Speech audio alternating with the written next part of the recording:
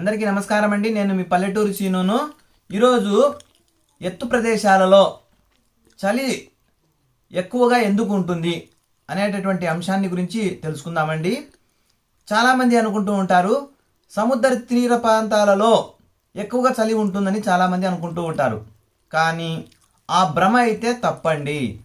సముద్ర తీర ప్రాంతాలలో చలి ఉండదు. సముద్ర తీర ప్రాంతాలలో చలికాలంలో అంత చలి ఉండదు. మరి ఎక్కడ చలి ఉంటుంది అంటే సముద్ర మట్టానికి అత్యంత ఎత్తులో ఉండేటటువంటి ప్రదేశాలలో చలి ఎక్కువగా ఉంటుంది. ఈ విషయాన్ని మీరు గమనించండి. ఎలా అంటే ఇప్పుడు రెండు తెలుగు రాష్ట్రాలలో హైదరాబాదు సముద్ర మట్టానికి చాలా ఎత్తులో ఉంటుంది కాబట్టి హైదరాబాదులో చలి ఎక్కువగా ఉంటుంది.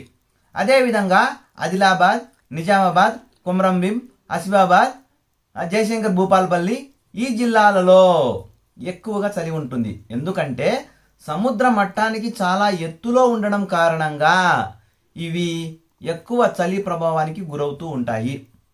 అలాగే వర్షం కూడా ఎక్కువగా కురిసిందండి. చూడండి, మామూలుగా ఈ నైరుతి ఋతుపవనాల కాలంలో రెండు తెలుగు రాష్ట్రాలలో ఎక్కువగా తెలంగాణ ప్రాంతంలో హైదరాబాద్, ఆదిలాబాద్, నిజామాబాద్, కొమరంభీం, ఆసిఫాబాద్, తర్వాత జయశంకర్ భూపాలపల్లి ఈ జిల్లాలలో 20 నుంచి 40 సెంటీమీటర్ల వర్షపాతం నమోదైంది.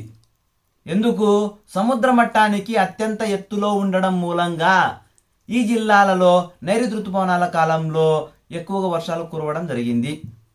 అలాగే ఇప్పుడు చలి కూడా ఈ జిల్లాలలోనే ఎక్కువగా నమోదవుతుంది. మీరు గమనించండి, 10 డిగ్రీలు, 11 డిగ్రీలు, 12 డిగ్రీలు కనిష్ట ఉష్ణోగ్రతలు నమోదవుతున్నాయండి తెలంగాణలో.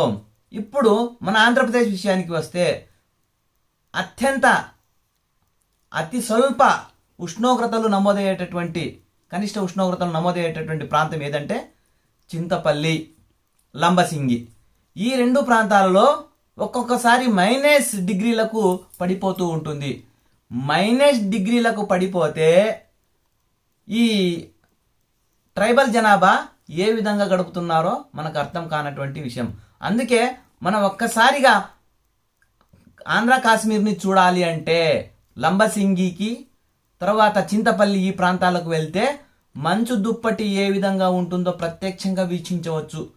అక్కడ చలి ఎందుకు ఎక్కువగా ఉంటుంది అంటే ఇప్పుడు 3 డిగ్రీల కనిష్ట ఉష్ణోగ్రతలు నమోదవుతున్నాయి. అరకు, పాడేరు, చింతపల్లి, లంబసింగి ఈ ప్రాంతాలలో ఎక్కువ కనిష్ట ఉష్ణోగ్రతలు ఎందుకు నమోదవుతున్నాయంటే సముద్ర మట్టానికి అత్యంత ఎత్తులో ఉండడం మూలంగా అక్కడ కనిష్ట ఉష్ణోగ్రత నమోదవుతున్నాయండి. ఇది ఈరోజు అంశం అండి. ధన్యవాదములండి.